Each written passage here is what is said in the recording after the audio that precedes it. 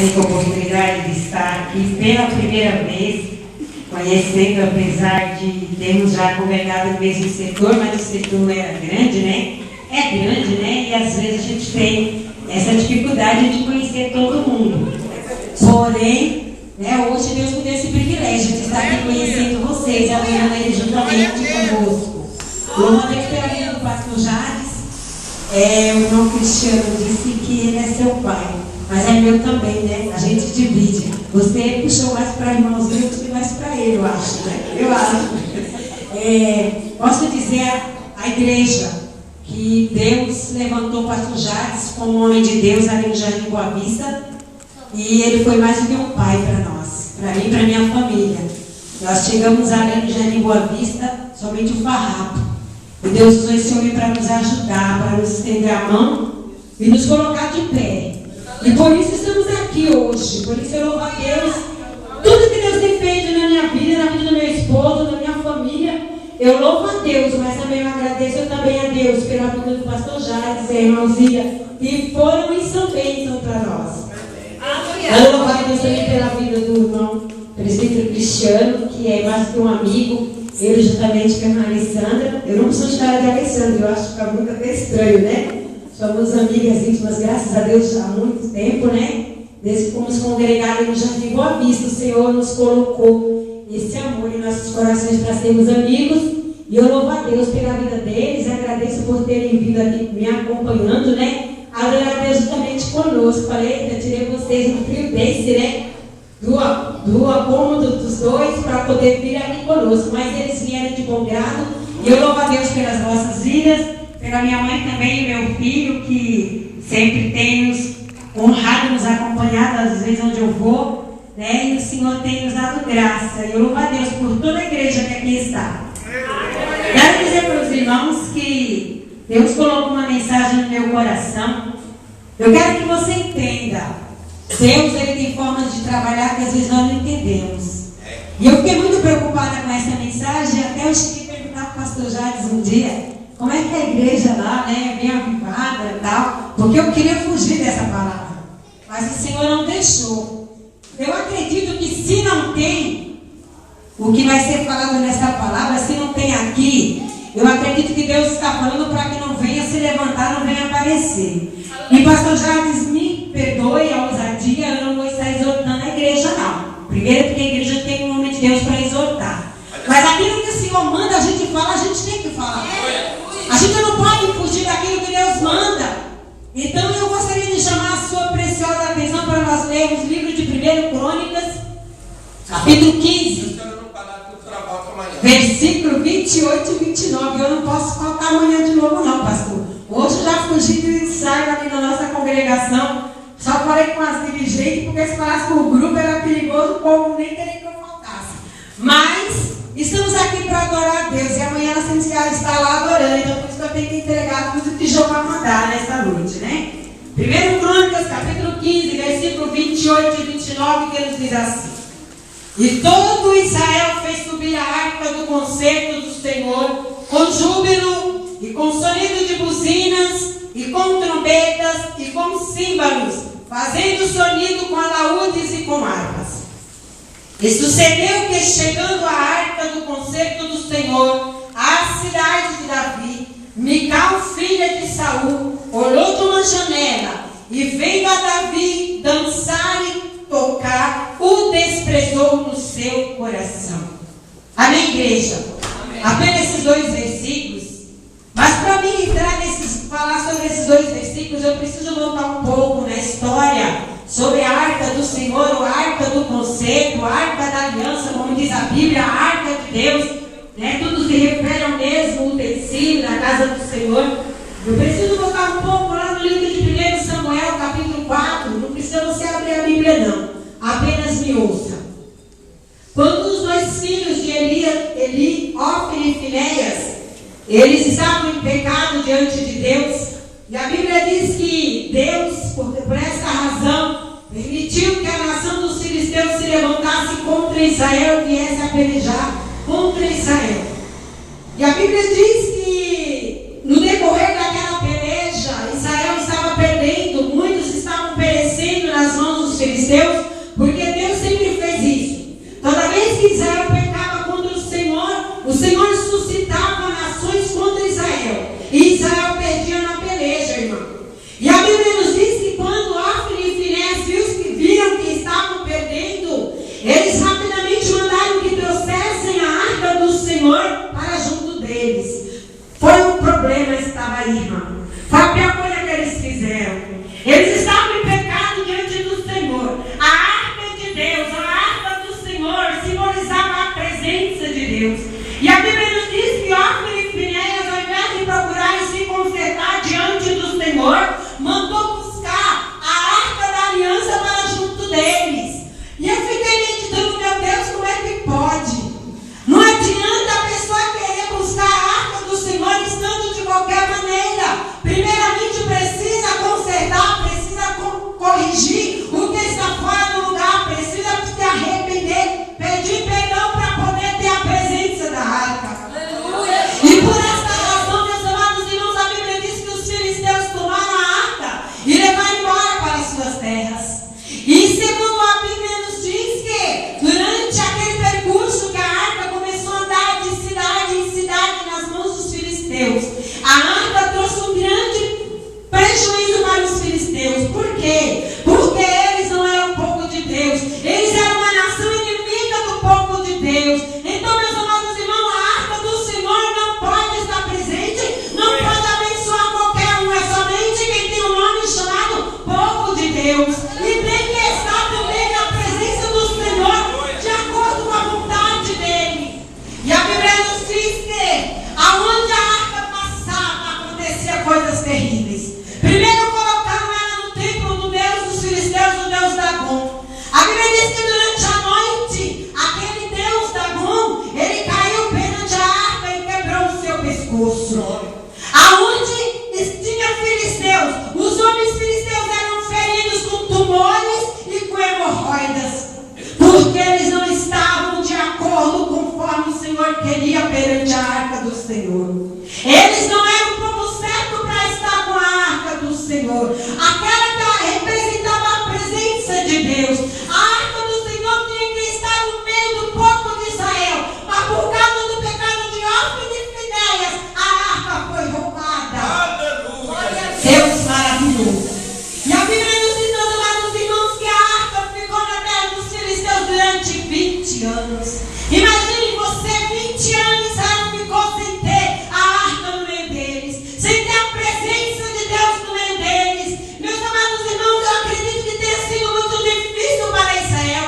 20 anos sem a presença do verdadeiro Deus, irmão cristiano. A pessoa está morto, a pessoa está sem sentido, a vida não tem sentido sem a presença do Senhor. Aleluia. Meus amados irmãos, se a Bíblia nos diz que aquela os filisteus viram que a arca só tinha trazido prejuízo para eles, decidiram uma coisa: vamos construir um carro de boi novo, vamos colocar essa arca e mandar de volta lá para os israelitas. E assim eles fizeram, mandaram a arca de volta no carro de boi. E nos diz a Bíblia que a arca chegou até Bet-Semes. Depois a arca foi levada para a casa de Abinadab, aonde a arca ficou muito tempo.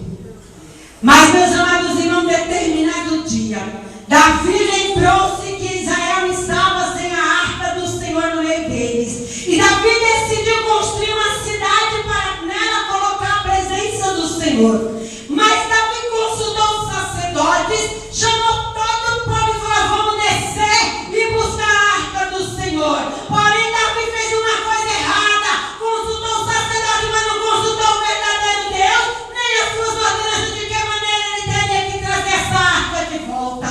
Olha outro prejuízo muito grande. A Bíblia nos diz, meus amados irmãos, que Davi preparou também um carro de boi.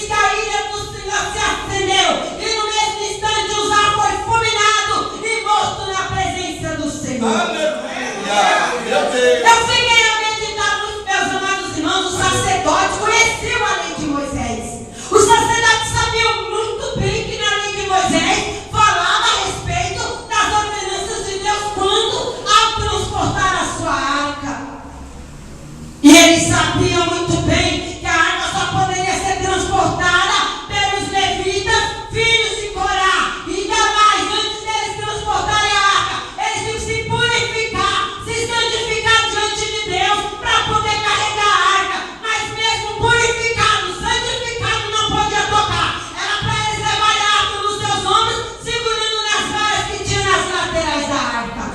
Os sacerdotes sabiam disso, mas eles se omitiam de falar a verdade para o rei Davi. Talvez eles pensaram: é rei, ele sabe o que ele está fazendo, não vou falar nada. Se omitiram, meus amados irmãos. E por causa dessa imprudência, dessa omissão, que os sacerdotes não quiseram, não tiveram coragem de falar para o rei Davi o que aconteceu. Um inocente morreu. Pagou caro por causa da imprudência. Imprudência de Davi, a negligência de Davi ter consultado as ordenanças do Senhor, mas também foi imprudência e omissão dos sacerdotes que sabiam da verdade e não falaram a verdade para Davi. Talvez aqueles sacerdotes não quiseram falar porque eles queriam ser livres da responsabilidade de carregar o peso da arca. Talvez eles queriam transferir essa responsabilidade para o carro de bois, mas a ordem do Senhor era que os levitas eram que tinham que levar, e esses levitas tinham que ser somente os filhos de Corá. Era a ordem do Senhor, não podia mudar. Aquilo que o Senhor determinou na minha e a sua vida, nós não podemos mudar, irmãos. Louvado seja o nome do Senhor. E o que aconteceu? Uza morreu por causa da imprudência e da negligência de Davi. Ainda hoje existem muitos cristãos morrendo espiritualmente por causa de imprudência, por causa da negligência quanto à obra do Senhor. Sabe fazer o certo, mas faz errado. Sabe fazer, mas não quer fazer. Muitas vezes acha que o outro que tem que fazer. Louvado seja o nome do Senhor. Uza também sabia que ele não era levita. Uza poderia ter falado, pastor Jair, para o rei Davi que ele não era um levita, mas ele também se omitiu. Quem sabe eu Uza começou até a se sentir: olha, o rei escolheu a mim para levar a arca, para guiar o carro de bois. Uza se omitiu de falar a verdade.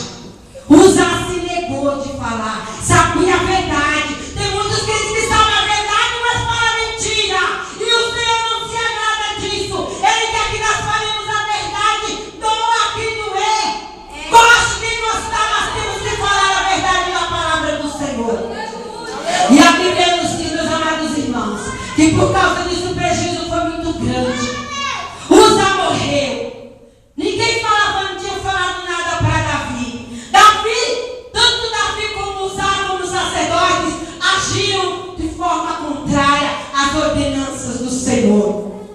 Ainda hoje, irmãos, existem cristãos que sabem a verdade, sabem o seu ministério, sabem da sua chamada diante de Deus, no seu lar, na rua, no seu trabalho, na igreja, mas muitas vezes se acovardam, negligenciam, se omitem de fazer aquilo que o Senhor manda. Muitas vezes quer transferir para o outro. Não, eu não vou fazer porque o outro que faça. É a obrigação das crianças fazerem. As crianças podem pensar assim: não, é a obrigação dos adolescentes. Aí os adolescentes pensam assim: não, é a obrigação da mocidade. A mocidade fala: não, é das irmãs do ciclo da oração. Aí as irmãs falam: não, é da dirigente, é da regente. Aí a gente fala: não, é da dirigente. A dirigente fala: não, é dos obreiros. Aí os obreiros falam: é do pastor. E não há obrigação de buscar a arca do Senhor. É minha, é sua, é das crianças, é dos adolescentes, é da mocidade, é de toda a igreja. Nós temos obrigação. Cada um de nós temos que fazer a nossa parte diante do Senhor na sua casa. Não temos que esperar a irmã do seu coração. Não temos que esperar o obreiro. Não temos que pôr a responsabilidade toda sobre o pastor. Aquilo que o Senhor mandou eu e você fazer, nós temos que fazer, sem esperar que o outro faça por nós. Louvado seja o nome do Senhor. Deus de poder. Aleluia, Jesus. Nós temos aqui um certo conformismo da parte de Uza. Sabia que ele não era levita, mas se acomodou. Tem problema, não sou levita, mas sempre foi assim, deixa rolar. Antigamente não era assim, mas agora está sendo. tá tudo ok. Nós hoje estamos no tempo da modernidade. Quem sabe o rei Davi decidiu mudar a coisa, fazer de forma diferente. Quem sabe, talvez nos abençoe assim. Quantos crentes que estão assim na igreja hoje, conformados? Não precisa mais isso hoje. Anos atrás, tudo bem. A igreja buscar a presença, se alegrar, chorar, pular, falar em mistério, ser batizado, ser renovado. Hoje não precisa mais disso. Isso se chama comodismo. E Deus não chamou a mim e a você para estar dentro da sua casa conformado com a frieza espiritual. O Senhor nos chamou para buscar a arca. Sabe o que é buscar a arca? É buscar a presença do Senhor. Davi, diante de toda essa situação, ele te fez uma pergunta. E agora? Como eu trarei a minha arca do Senhor? Você está se perguntando como você trará a arca do Senhor? Eu tenho me perguntado, Senhor, como eu tenho que trazer a tua arca até a mim. E nós bem sabemos. Muitas vezes por causa de intriga, por causa de fofocas, por causa de mexericos, por causa da nossa covardia, por causa do nosso comodismo, por causa muitas vezes, meus amados irmãos, de um preconceito, sabe, de uma, vamos dizer assim, muitas vezes nós nos achamos indignos. Eu não, tem que ser só o pastor, tem que ser só o irmão, tem que ser só o jovem, tem que ser, escuta, meu amado irmão, minha amada irmã, tem que ser você também. Começa a buscar a arca do Senhor. E também tem uma coisa, não é só no dia da festa, não é só no período da festa, é no dia da festa, é no dia seguinte, é no outro dia, é o mês inteiro, é o ano inteiro, é a vida inteira, porque sem a presença não há vida, sem a presença do Senhor. Sem a presença da arca em nosso meio, nós estamos mortos espiritualmente. Então nós temos que buscar sempre. É de manhã, é de tarde, é à noite, é de madrugada, é todo instante, irmãos. E Davi não sabia como fazer agora. Então enquanto ele buscava uma saída, como trazer a arca do Senhor, ele deu uma ordenança. Ele viu lá na beira da estrada, o casebre, que era de um homem chamado Obed-edom. Glória a Deus, aleluia. E a Bíblia diz que Davi decidiu então deixar a arca na casa de Obed-edom. Irmãos, eu não vou comentar sobre a história de Obed-edom, mas é uma coisa muito tremenda. Mas a Bíblia diz que Obed-edom era um homem muito triste. A sua esposa era estéril, não podia ter filhos. Os seus animais eram estéreis. As plantações de Obed-edom não davam frutos, não frutificava. Era uma coisa tudo mirrada. A vida de Obed-edom, moço, era uma coisa sem sentido. Não tinha prosperidade, não crescia, não saía do lugar. Mas quando Davi chegou e falou, Obed-edom, aconteceu assim, assim, assim. Eu não tenho como levar a arca do Senhor hoje, mas eu vou deixar ela na tua casa por um espaço mais ou menos de 3 meses. E a Bíblia nos diz que desde aquele primeiro dia que a arca ficou na casa de Obed-edom, o Senhor abençoou a vida dele, abençoou tudo que Obed-edom tinha.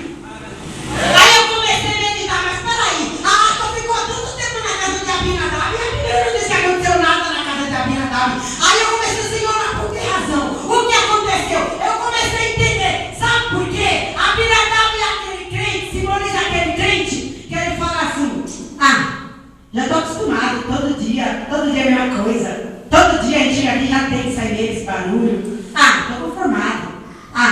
É assim mesmo. Deixa eles, pulando. A presença da arca está aí. Tá bom, tá precisando da arca. Eu nunca senti nada. Eu não vim aqui só para ver, só para assistir. Por quê? Abinadab não tinha um prazo escrito que dia que a arca ia sair da sua casa. Ele se acomodou, ele ficou sossegado, porque ele achava que ele ia ter a presença da arca a vida toda. Já o Obed-edom foi diferente. Ele já estava ciente que isso ia ser só por 3 meses. Então o que Obed-edom fazia? Ele chegou à tardinha do seu trabalho, correu primeiro diante da arca e foi assim.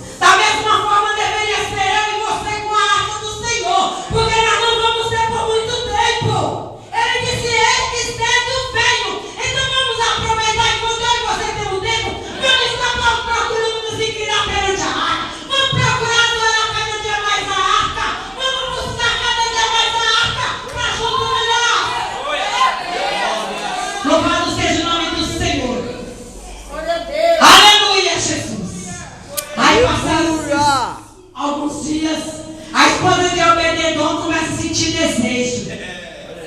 Aí Obed-edom, o que está acontecendo? Eu estou grávida.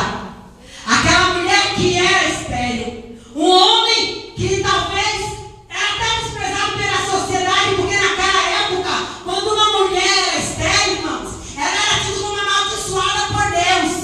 Então todo mundo olhava para Obed-edom, lá o casado com a amaldiçoada, e desprezava Obed-edom. Mas aí começou a haver novidade.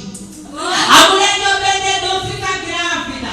Aí um dia o Obed-edom chega na roça, aí vê na sua plantação cheia de florzinha.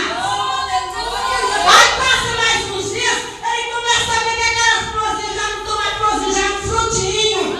Aí lá vem o Obed-edom trazendo para sua casa cenoura, batatinha, chuchu, trigo, né? E tantas mais outras coisas.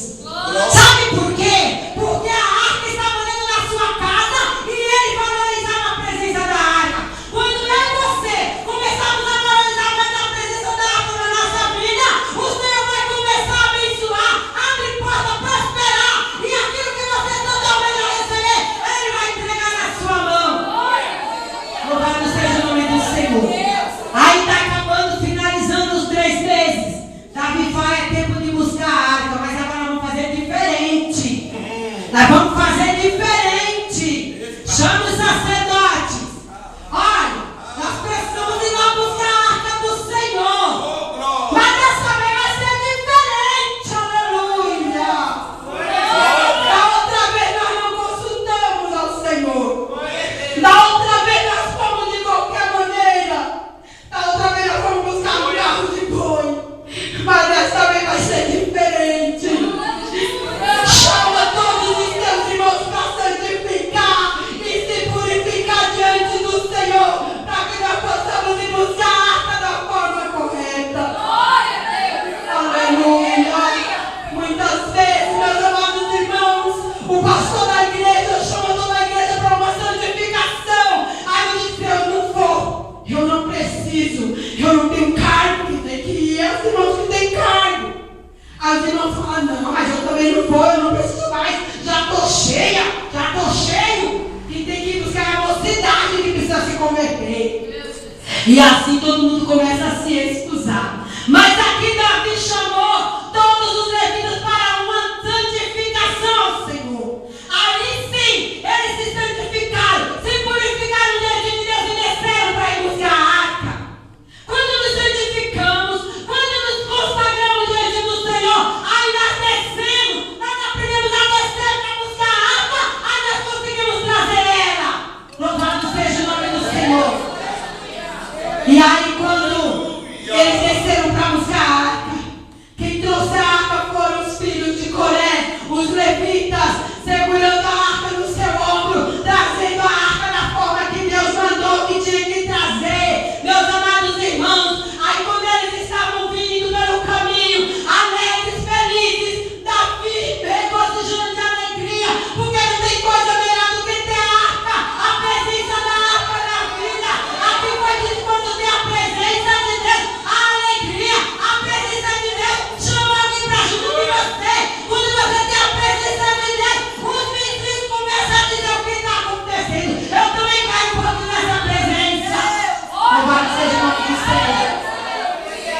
E a Bíblia nos diz que quando eles estavam entrando na cidade de Jerusalém com a arca, Davi estava vindo na frente de todo o povo, cantando, adorando a Deus, dançando. E a Bíblia diz que Davi vestia um roupão de linho fino que representa a autoridade. E diz também que ele trazia no seu peito um éfode, que era uma vestimenta que somente os sacerdotes usavam. Mas porque Davi era o tipo de Cristo que seria rei e sacerdote. E a Bíblia nos diz, meus amados irmãos, que Davi, quando entrou ali na cidade de Jerusalém, a cidade de Deus, com aquela arca, regozijando de alegria, juntamente com todo o povo, a sua esposa Mical estava em uma janela.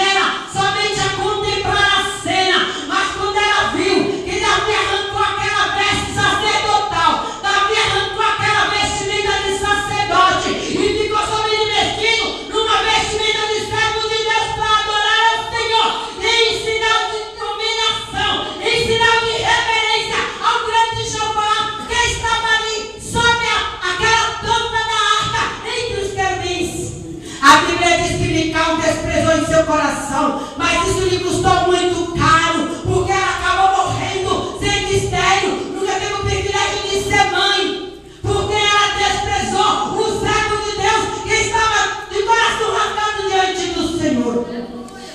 Louvado seja o nome do Senhor.